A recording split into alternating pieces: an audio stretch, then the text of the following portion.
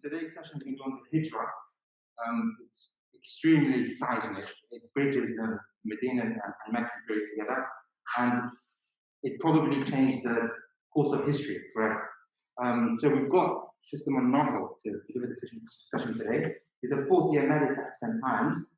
He's been quite involved in the ISOC, was politics officer, vice president, and is now the current returning officer. Also very well decorated academically, won the Bronco Prize in Pharmacology, Final Honours, and also the Gibbs Prize. She's also written medical articles for online journals, and is currently doing Islamic studies at the Al Salam Institute in East London. So without further ado. Assalamu alaikum, everyone. I think I've turned it on. Oh, you did? Yeah. Assalamu alaikum, everyone. Bismillahirrahmanirrahim. Alhamdulillah. Wassalatu wassalamu ala rasulillah. I just wanted to start by saying that I'm not an expert in any way at all. So just correct me if I do say anything wrong, or if you feel like you want to add anything in the middle, bits that I've missed out that you think are important. So please just don't be scared to interrupt and just add anything. So I think with the Hijra, what I thought where the seed of the Hijra was really planted was with the second pledge of Aqaba. So this is in the 13th year of prophethood, when about 70 pilgrims that had converted came back and met with the Prophet ﷺ. And this event really kind of changed the whole course of the Islam and paganism struggle. So they all met in a secret place, and the Messenger ﷺ came with his uncle Al-Abbas bin Abdul Muttalib, who wasn't a Muslim at the time, but still was a strong supporter of the Prophet in every single way, and a strong protector of him. And his uncle addressed the people of Khazraj in the following way. He said, "Oh, you people of the Khazraj, all of you know the position that Muhammad ﷺ holds among us. We have protected him from our people as much as we could. He is honored and respected among his people. So if you think you can carry out what you promised while inviting him to your town, and if you can defend him from the enemies, then assume the burden that you have taken. But if you are going to surrender him and betray him after having taken him away with you, you had better leave him now, because he's respected and well defended in his own place." People then took the pledge and took it with great gravity. They knew how serious this pledge was, and they knew what they were signing up to. The Prophet ﷺ made a pledge to them in return. "Your blood will be my blood. In life and death, I will be with you and you with me. I will fight whom you fight, and I will make peace with those with whom you make peace." Every person could be said to have go to war in one sense or another. So before this period, the Muslims that were in Mecca had been at spiritual war through 13 years of persecution, harm, and with no hope of self-defense. The Prophet ﷺ came and presented alternatives to people aside from just turning the other cheek. This treaty, this second pledge of Aqaba, it offered a Muslim state in the middle of a desert that was filled with disbelief and ignorance. And it was a chance for them to fight and defend their religion as well. And after this pledge, so began the Hijra. And people left Mecca for Medina in twos and threes, in small groups. And the term Hijra itself, although it's often translated to mean emigration, it also means to sever past relationships, to make preparation for new ones. And so when they left Medina, they knew that they weren't leaving for a better life. They weren't leaving for a better life materially. They were leaving their possessions, their homes, everything they had, just for the sake of not being persecuted, to find somewhere where they could spiritually be at rest. There's a few different stories that kind of stood out in terms of the people who did migrate. One of them was of Suhaib bin Sinan al-Rumi, who had wanted to migrate. And he had come to Mecca as a beggar, and had the chance to become a wealthy merchant. He had built himself up to a great amount of wealth. And so when he expressed his desire to migrate, the disbelievers mocked him and said that, "Oh, you came here as a beggar and now you want to leave after you become wealthy." And then he said, "Okay, I'll give up all my wealth, and in return you can let me migrate." And they agreed to this. And when the Prophet ﷺ heard this and he commented, "Suhaib has profited, Suhaib has profited." And there's other stories as well. So there's the story of Umar ibn al-Khattab as well, where most people who had migrated, they all migrated secretly. And they didn't make it open because they knew that people would stop them, and most of them were not powerful enough to be able to like overcome that. But when Umar ibn al-Khattab left, he announced it to the city. He said to everyone, "I'm leaving now, and you can come and try and stop me. And if you say," I think he used the words that if you want your mother to be without a son, if you want your wife to be without a husband, if you want your children to be without a father, then you can come and try and stop me. And he still succeeded, and he was able to leave. And that was just like another way of highlighting just how much power he had, how much like conviction he had. But by the time it came to the migration of the Prophet ﷺ, most people had already left. So there was just a few people left in the city. There's women, there's some children, and there's a family of Abu Bakr radiallahu anhu as well. But the Prophet ﷺ and Abu Bakr radiallahu anhu were one of the last ones to migrate. And Abu Bakr was waiting for him to be given permission, because when he had asked the Prophet initially, he said that he'd be waiting with him, and hopefully they would be able to leave together. And in wait, Abu Bakr had been preparing a camel for 4 months. So preparing a camel just means that I think what they would do before long journeys is that they would just feed the camel a lot, and that would create like the hump that the camel has, and there would be a lot of like energy stored in there so that the camel was able to do a long journey. So what was narrated by Aisha radiallahu anha when she was about 6 or 7 years old was that at the time of noon, which is like normally when people would have like a qaylula, which is when they sleep at noontime because of the heat. Like there's not normally people out, there's not business happening, just because the heat is too intense. But at the time of noon, there came a man they saw a man come in the distance with his head wrapped in a turban, who we now know was the Prophet ﷺ. And they soon recognized him when he came close to their house, just because even though his face was obscured, when you know someone very well, you can just tell by the way they walk or by the way they look. And they were all quite alarmed when they saw him, because they saw that he was coming at a time that was very unusual, that he had never come before. So they knew that there's something very important that he had come to tell them. After the Prophet ﷺ sought permission to enter, he came inside and said to the people, tell those of you with you to leave. And what he meant by that was that in the house, like there'd be like rooms obscured by curtains, and he didn't know who was behind the curtains and who else would be there. And then Abu Bakr radiallahu anhu replied, "Only your people are here, Messenger of Allah sallallahu alaihi wasallam." And by that he meant it was only Aisha radiallahu anha and her sister Asma radiallahu anha with her. And then the Prophet sallallahu alaihi wasallam announced, "I have been given permission to emigrate." And Hazrat Abu Bakr radiallahu anha replied, "May I accompany you, O Messenger?" And the Prophet sallallahu alaihi wasallam replied, "Yes."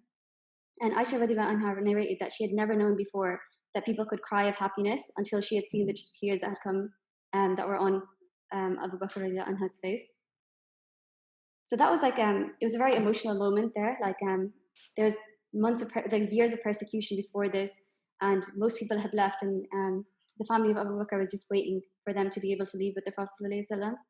And they knew that this was something that was unprecedentedly important, that this is a marking of a completely new era of Islam. The events that preceded this account were that the Qurayshites in Mecca at the time were increasingly alarmed by the movement of all these people from Mecca to Medina. There's whole quarters in the city that were completely deserted, and they knew the kind of commercial and economic importance of Medina as well at the time.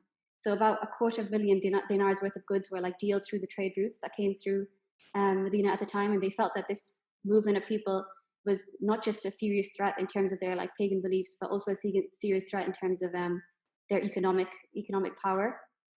And they knew that setting up this rival center to the north would be completely disastrous.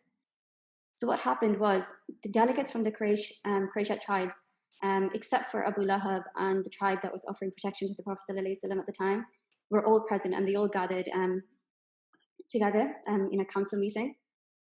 And the reason why Abu Lahab and the other tribe were not present at the time became like clear quite quickly. So there's different options that were discussed, like what were they going to do about it? Are they going to expel the Prophet ﷺ from Mecca? Are they going to imprison him in a house for life? What are they going to do? I think in some accounts it was mentioned that Iblis came in the form of an elderly man and joined them to offer his counsel, and he was kind of readily invited in. And finally, after all the options were discussed, Abu Jahl bin Hashim was proposed to have him killed. And people rejected the option immediately because at the time, just cold-blooded murder like that was completely dishonorable, and any tribe would not want to have that kind of blood on their hands, because it wasn't just the murder itself, but the mockery they would have to face afterwards, and the disrespect they had to face afterwards was just too much for them. So they turned the option down. But after more discussion, they decided that Abu Jahl again proposed that actually, how about one member of each tribe comes together and kills him, so that the blood is not on any tribe, and that there's not any tribe that could be blamed for this or take the backlash from it. And everyone agreed to it, and it was immediately implemented. So they rushed to his house immediately after they had gathered one person from each tribe to guard the house, so that the Prophet ﷺ could not leave. They watched all night to kill him. They even peeked through the window to see and saw someone sleeping there with a green cloth on them. And despite all of their preparations, the fact that they had every corner covered, and they thought that there's absolutely no way that the Prophet ﷺ can slip past them, he did, and he was reciting Surah Yasin. The specific verse was, "And we have put a barrier before them and a barrier behind them, and we have covered them up so they cannot see." And in some accounts, it said that he threw dust on them that they didn't even see until he had already walked past. And this is a sign of perhaps disrespect, to show that he had acknowledged that the gravity of their actions and what they had set out to do, but they couldn't achieve it. The Prophet ﷺ then proceeded to Abu Bakr's house, this time in the middle of the night. So before he had come at noon, and now he came in the middle of the night, both times that he would never have come normally. And they set out southwards towards Yemen instead of north towards Medina through a different route. And this was because obviously they knew that the popular routes like that would be readily searched by the Qurayshites that were on the hunt for them at the minute. They walked for miles until they reached Thora, which is a cave named after the mountain it was in, and they were careful not to leave behind any footsteps. The Prophet ﷺ looked behind when he saw Mecca disappearing from view, and he claimed that Mecca, he said that Mecca, that you are the most beloved of cities and the most beloved to me, and unless I was forced, I would never have left you. And I think this just highlights the gravity of the situation that he was in, and the fact that how unbelievably threatened and persecuted they must have been over the past few years to have left somewhere that was so beloved to him. And while they were in the cave, the son of Abu Bakr, Abdullah, came with news, and Amir bin Fuhaira came with food. So there were two people that they trusted a lot, and they only let them come. So Abdullah at the time was a very young child, and he would just kind of be able to slip out the city with some provisions for both of them, without being seen or without being without anyone being suspicious of them. While they were gone, they had left behind Aisha radiallahu anha and Asma radiallahu anha, and both of them had been left. And Abu Bakr radiallahu anhu at the time before he had accepted Islam, had been a very wealthy man. He had a wealth of about 40,000 dinars, and by the time the time for emigration came, he had about 5,000 dinars left in wealth. And he took all of this with him, every single penny. He didn't leave anything behind for the children he had left behind, or the rest of his family. And Abu Tahafa was the father of Abu Bakr, and he had not accepted Islam until the conquest of Mecca, and he was known as an open disbeliever and open mocker of Islam. And when he came and he saw the state that Asma and Aisha radiallahu anha were left in, he was mocking them. He said, "How could your father leave you here without any money, without anything to provide for you?" So this man was known to be blind. He's known to be he couldn't see. So Asma radiallahu anha filled a money sack with pebbles and gave it to him and said, "Oh no, he didn't leave us without any money. Look, this is what he gave us." And I thought this was quite important because it just showed that she was so unwilling to take any disrespect of her family or the companions, that she even created something herself just to make sure that no bad word would be created about her father and the Prophet ﷺ. And there's another occasion before in which before the Prophet ﷺ and Abu Bakr radiallahu anhu were leaving for the Hijra, they were given a bag of provisions, and she had no cloth to tie it, so she tore her own belt in half and tied the belt around the provisions. And because of this, she came to be known as Asma of the two belts.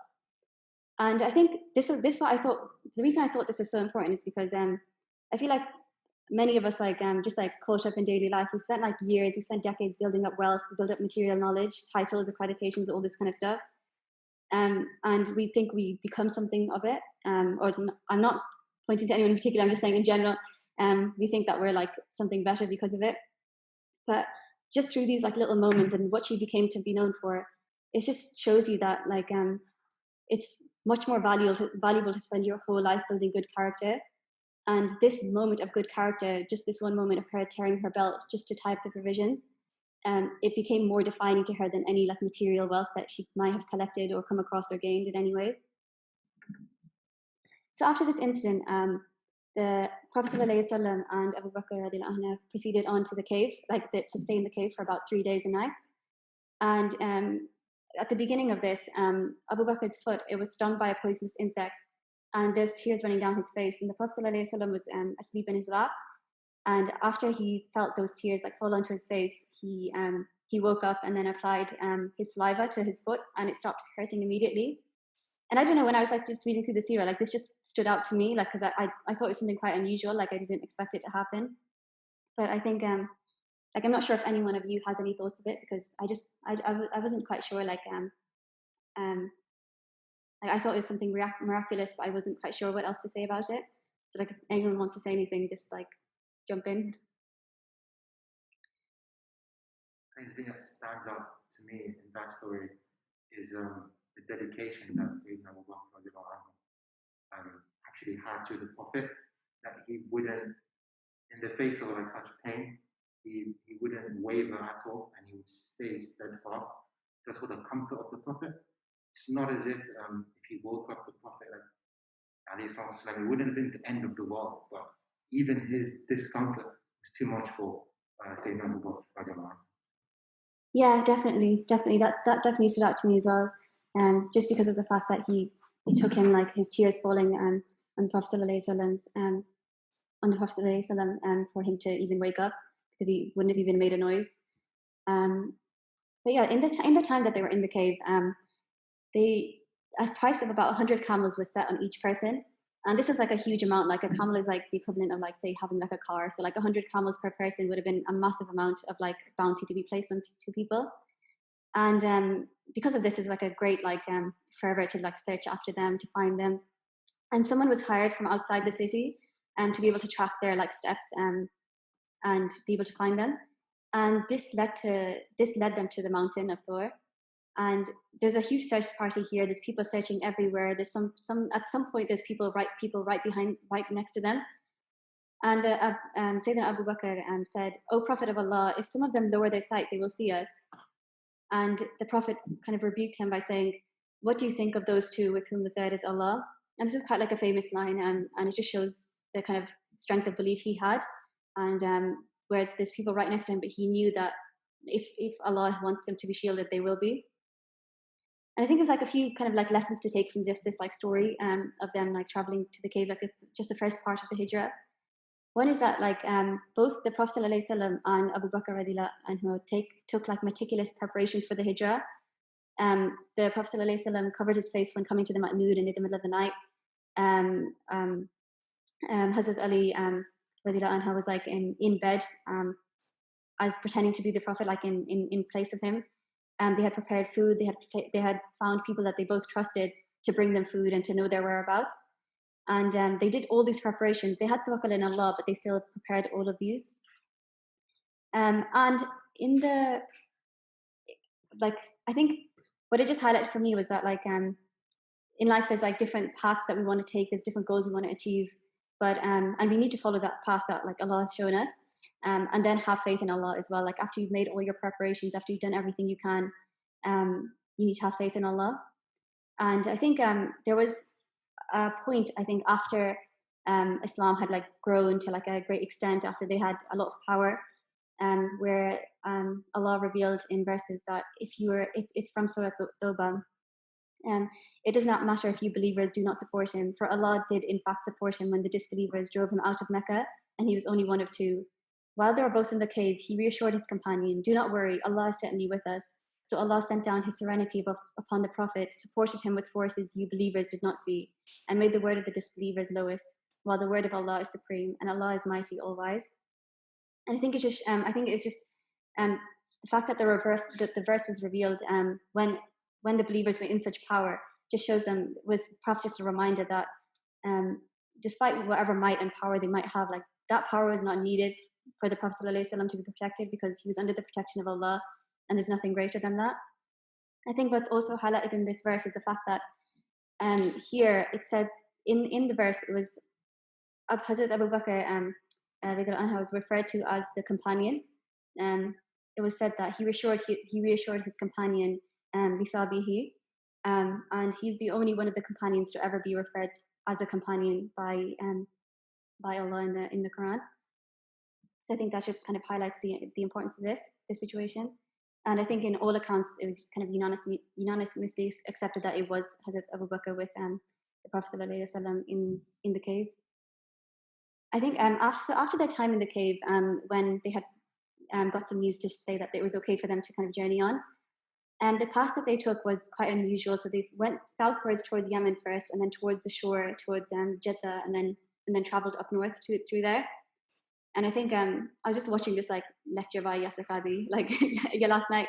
I think he mentioned in it that there's actually been like a highway made recently in that exact path, and it's called, I think, Al-Hijra, like it's named after the Hijra, and it's said that that's actually the best path to get to Medina from to Mecca. Like that's actually the best and quickest path to be able to get there. Which of course, like if the Prophet ﷺ took that path, then it must be the best path anyways. But it's just the fact that they've kind of rediscovered that in some ways now. So after they were able to like leave the cave and journey on, there's another important kind of incident that took place, and this was the incident of like Soraka Bin Malik. And what happened was that while Soraka Bin Malik was waiting, just sitting in one of the gatherings in his tribe, and a man came up to him and said, "Oh Soraka, no doubt I've just seen some people far away on the seashore, and I think they are Muhammad sallallahu alaihi wasallam and his companions." And then Soraka just said, "Oh no, it's not them. Like you've just seen like these other people that like left like this while ago." And he didn't say this because he wanted to stop people finding them. He said this because he wanted to be the one to claim the bounty to find them. And what happened was, so Soraka bin Malik, he left straight away. He had his horse prepared and he left straight away to find them. And he had his bow and arrow with him. And from far away, he noticed that he noticed three people, and he noticed that one of them was calm and he was like speaking something. He noticed that one of them was nervous. He was going backwards, then forwards, then like all around, just like seeming very agitated. And this was Sayyidina Abu Bakr, who was kind of worried for the safety of the Prophet sallallahu alaihi wasallam. He was like going backwards, forwards. He's thinking maybe someone will attack him from the front, maybe someone will attack him from behind, maybe from the side. And he was just like worried for the safety of the Prophet sallallahu alaihi wasallam. But then just again, like referring back to what happened before, like what we were talking about before in terms of how all the necessary preparations were made, but we also, at the end of the day, the Prophet sallallahu alaihi wasallam, he always had tawakkul in Allah. So when he took his preparations, he had his food, he had his camel, but when he was in the open plain of the desert where anyone could attack him, where any harm could come to him, he was just calm and he had complete tawakkul in Allah subhanahu wa ta'ala. And what happened was then Soraka bin Malik, he got closer and closer, and just when he was like about to gallop forward towards them, the forelegs of his horse kind of like sunk into the sand. This is quite a famous story, so I think most of you will know about it. But his forelegs kind of sunk into the sand, and he was thrown off the horse. He got back up and he threw some like divining arrows. So like that's what they did. That it's kind of like tarot cards, like what they had at the time. So in their like beliefs, they would like throw things for luck and to see whether or not they should do certain actions. So they threw the tarot cards, and then afterwards and the tarot cards told him, okay, no, don't go any further. And then he got back on the horse because he still wanted the money, so he didn't really care what the tarot cards said at that moment. And then he galloped forward again, but his legs stuck in again, and he uses his divining arrows again, and again they told him, okay, don't go any forward, don't go any further.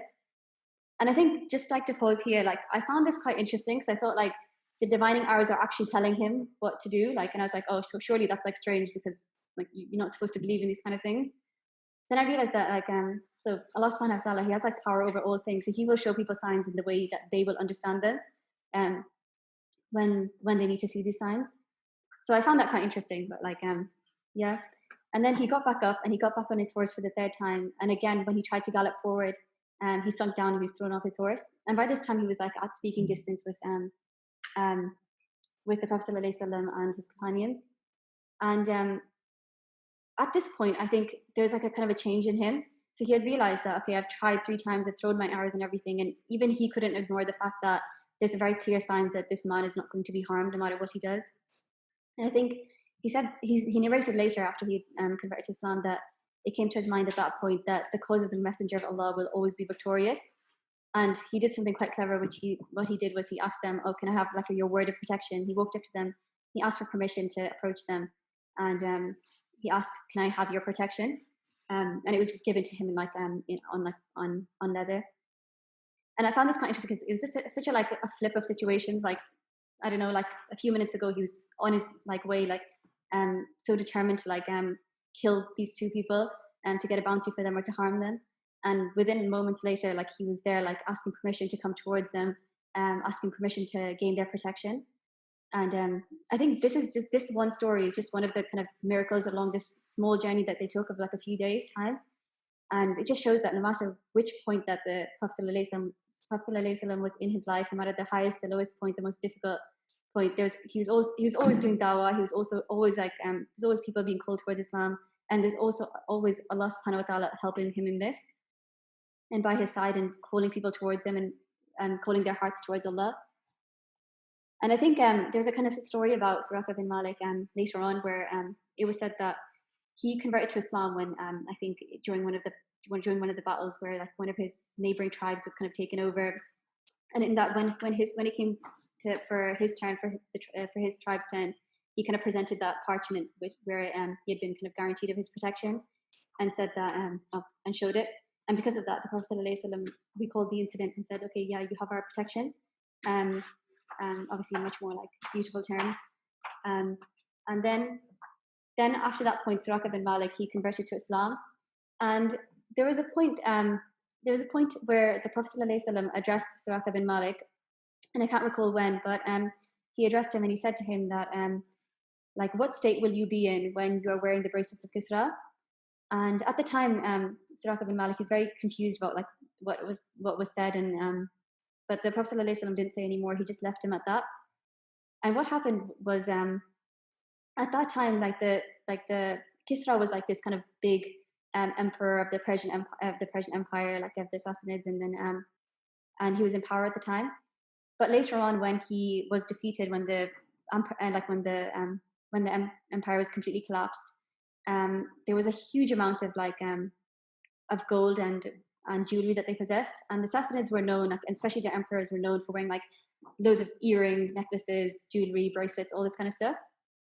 And what happened was later, when the empire collapsed, the gold was confiscated by Umar ibn al-Khattab and then taken to their mosque. And when the gold was there collected in the mosque, Umar was searching through all the jewelry and trying to find the bracelets, because they knew at that point that statement that had been made by the Prophet ﷺ was quite famous, and they wanted to fulfill that prophecy of his. So he was searching through all the gold, and he finally found the bracelets, and he put it in Soraka's hands and said, they're like the prophecies, like I can't remember his exact words, but I think they were all aware that the prophecy had been fulfilled. And it was kind of a time for Soraka to then reflect on what state he was in, just as the Prophet ﷺ had said to him all those years back. So I think this is one of the kind of important incidences that happened. There was another incident, but I'm not going to mention it because I want like time for everyone to like discuss things. But I think there's another incident in which the Prophet ﷺ later on in his journey, when he was going towards Medina still, came across a lady who had no milk, and her animals were not giving any milk, and were quite dry, and she was in a difficult situation, and she wasn't able to provide provision for the Prophet ﷺ, although she did wish to. And the Prophet ﷺ then called the goat and then asked to milk it. And then it's like, it was said that like the goat had never stopped milking after then. And that's just like, it's quite a long story, but I'm just gonna like, I'm not gonna go into it too much.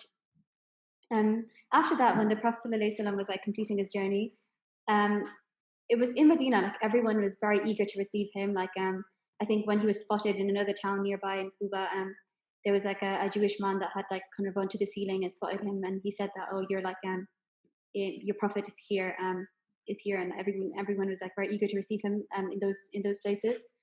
And when he arrived in the city, everyone was kind of like fighting over like, oh, come with me, like, come to my place. They all wanted him to stay with them. They wanted to have that honor, to host the Prophet of Allah, sallallahu alaihi wasallam. But what happened was, when his camel was traveling, the Prophet sallallahu alaihi wasallam said, leave it on its way, for it is commanded by Allah. And the camel went in its journey, and it finally stopped, I think, in a house that belonged to the Banu an-Najjar, which is a tribe that was related to the Prophet sallallahu alaihi wasallam from his maternal side. And I think I wanted to stop there, because I think like there's a lot that you can go into in terms of like, after that point, in terms of like, what happens in Medina, and like, how different trials start at that point, but also how it's a time of like relief for them. But I just wanted to ask at this point, like, does anyone want to say anything about like, or reflect on anything, and how you think it might relate to your own lives? Or like, I think there's some obvious like comparisons you could make, in terms of this journey and the journey that like we're all on through university, through other parts in life, through like jobs and all these like changes that are happening at the moment and where you are. So I just wanted to ask, does anyone like want to add anything to that? I think one comment, I'm going to have to leave in a second, sorry to leave early, but one comment was that if we kind of look at this slightly differently, in a modern context, there are areas in the world right now where Muslims are being oppressed, and in no way to diminish from the suffering of those Muslims. We have a clear prophetic example of someone leaving from one place where they're persecuted towards somewhere else where they can more easily establish the religion that they're choosing to practice. And so kind of in the context of like the politics of modern day, especially France, and potentially even here, depending on how things go politically in the next few decades. But we may potentially, in our lifetimes, be at a stage where we have to make a decision of that sort, where we are being persecuted for our faith to such an extent where we have to then consider, is it too difficult for us to practice our faith here? And is that difficulty to such an extent that we should move somewhere else? And if that decision is being made, then the example of the Prophet and the companions of the Prophet when they left Mecca was that the socio-economic conditions should not be something that is like at the forefront of your mind. Because a lot of them, like you said, left behind the wealth that they had. They left behind the status that they had. And they went to a completely different society where they had to almost start from the bottom. And sure, the society accepted them, but at the same time, they had nothing. That's why the Prophet had to head them up once they did like reach Medina with a companion that lived in Medina. So it was just a reflection on maybe framing it in slightly more modern day political sense. Yeah, I think at first I wanted to just go over like a little overview, but I think this is kind of where like we actually start thinking about like, okay, this is we've learnt this year, we've learnt some stories from it. How do we reflect on it and actually apply it to our own lives, or like to the lives of others around us? Does anyone else want to like respond to that? Oh, it's okay if not, but like I'll just Yeah, sorry. It's okay, it's fine, yeah. But yeah, I think that's definitely true. I think like with all these like stories that we talk through, these narrations and like accounts that we speak to through, I think they're only there's always like a value in them in terms of what we just learn about the Prophet ﷺ, like someone who's just so beloved to us. But I think there's an extra level of like value you can get from them when you try and apply them to your own lives. When you think of like the trials in your own life and how you can use these examples to get through them. Or even say if like there's trials in people's lives around you, how might you advise them if they ask for your advice? Like think through like these accounts and think of how like situations did progress like that. I think yeah, definitely. I think overall, like with the kind of like the incident of the Hijra, I think it just highlighted something like quite like important, which is how like there's that particular occasion where Abu Bakr radiallahu anhu was like quite worried. He was like circling around the Prophet sallallahu alaihi wasallam, just very worried about his safety, the safety of the Prophet sallallahu alaihi wasallam, probably foremostly. And I feel like we all have moments like that. For example, like we'll get on a plane and we'll be like really worried when like it starts being some like turbulence on it, and we'll suddenly start like reciting loads of du'as and or like just like start like remembering Allah subhanahu wa ta'ala a bit more. But in that moment and in this moment when you're at home like sitting here, like you're just as close to death in any moment that you're in. And but I found it quite interesting to see how like in those situations we always remember Allah subhanahu wa ta'ala a bit more. And I think that like there's a lot of like things about like travel that are said like to show their importance. Like for example, you like it's good to host them, and like there's endless rewards for it. There's things that make it easy for you, like you can shorten your prayers, you don't have to fast. And I think there's like this special status that's given to the traveler, but I also think there's something very special about like a journey in itself, like a physical journey, in terms of it just kind of reminds us that to get out the reality of our own lives, the kind of like reality that we get lost in, and it just a stark reminder that okay, when I'm out here like in a car, in an airplane, just walking somewhere, there's nothing protecting me but Allah subhanahu wa ta'ala. And maybe we don't always feel that quite as much when we're like sitting at home like on a sofa or working or anything like that, if we're not quite aware of it all the time. So I think of course it said that Allah subhanahu wa ta'ala is closer to you than your own jugular vein. And like in times it's like there are times when like Allah subhanahu wa ta'ala is so close to humanity, but we're so caught up in our like daily lives that we're so far away from him. And I think this journey, like this particular hijrah, but also these journeys that we take every single day, they're just a very stark reminder of how of our own kind of fragility and the fragility of our own lives and our vulnerability, and that always reminds us to seek protection from Allah subhanahu wa ta'ala. Is there any other like I really wanted everyone to get involved and like share any reflections that they had? Yeah. What stood out to me was how beautiful friendships can be, like between Barcelona and Mecca, and like just how much support one person can give to another, and I feel that we all have things like that, just the loyalty and sacrifice, and I just think it's so beautiful friendship. I mean, yeah, definitely. I think that's definitely true. I think yeah. Does anyone have anything else you want to like say about that? Yeah, I think like the story of the Hijra, like it really did highlight to me as well just the incredible sincerity of his companions. Sayyidina Abu Bakr, like he left his family, he left his like young daughters. I think Aisha radiallahu anha was just like 6 or 7 at the time, but he left them alone with no provisions because he knew that this journey was much more important than anything else going on, and he took all of his money with him because he knew that they're traveling and they could come across anything on the way, and he knew that no matter what they have to complete this journey. And just because it's such a turning point in in Islam in general, and he was so willing to give up everything for it. Is there anything else that anyone thought like about anything said, or is there any other stories you want to tell that I have missed out? Thank you for this. I wanted to mention something. So one of the ayahs you mentioned, which was if you do not help him in gain victory, then Allah has already granted him victory.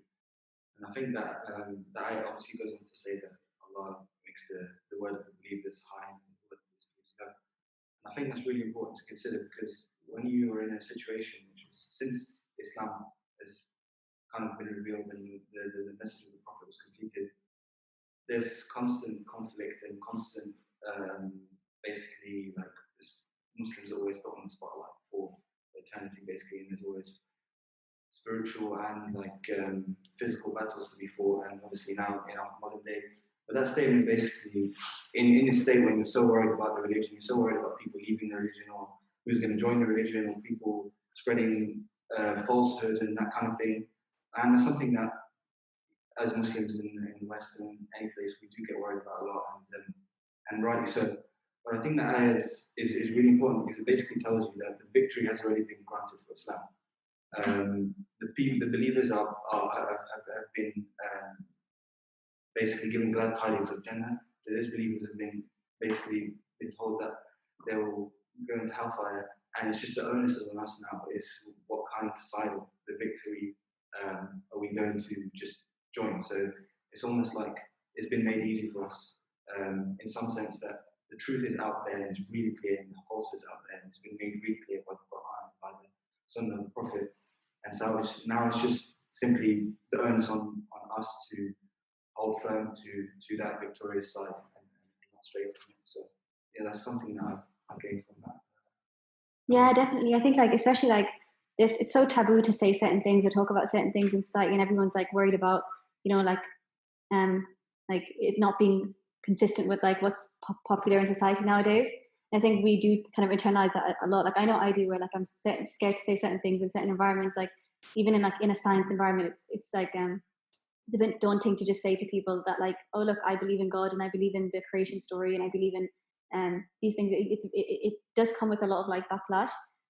So I think in these kind of situations, it's nice to remember that, oh wait, like what I'm saying is the truth, and it is like firmly the truth, and it doesn't need to be proven. It already is the truth. Like no matter who accepts it and who doesn't. That was really nice. Thank you. Does anyone else want to say anything about that, or like add anything? Like there's a lot of things to like I think reflect on in this account, and there's loads of things I've missed out on. So please do like tell a story yourself that like that I've missed out on.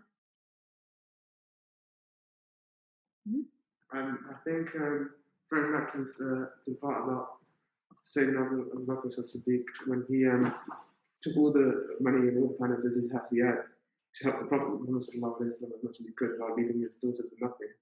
A lot of people might take that as that's unfair to the daughters, but we need to recognize that he was spending it, piece of people was spending it in the path of Allah.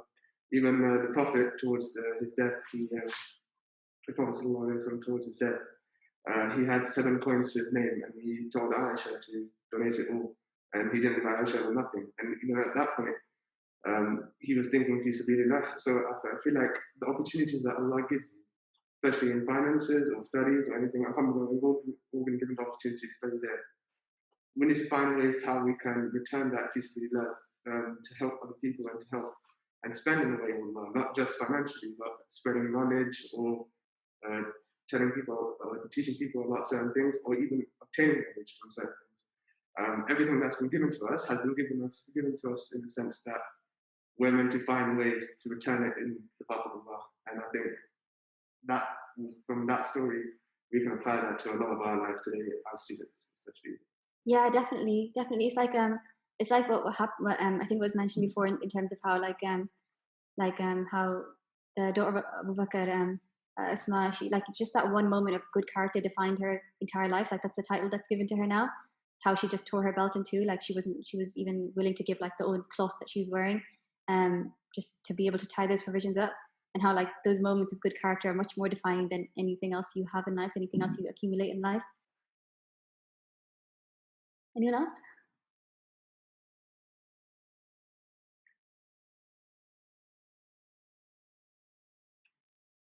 Is there anything that like you are like anyone is confused about, or they think that they don't really know what the meaning of is? Because I think there's parts of it where I'm like a bit like, oh, how do I actually like relate that to my own life, or like how would I be able to like apply that to myself in any way?